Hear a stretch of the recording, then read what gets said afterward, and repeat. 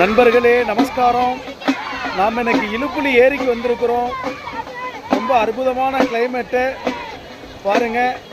நம்ம திருச்செங்கோட்டுக்கு பக்கத்தில் ஒரு அற்புதமான ஒரு ஏரி அருமையாக இருக்கு பாருங்க. விநாயகர் கரைக்கிறதுக்காக வந்திருக்கோம்.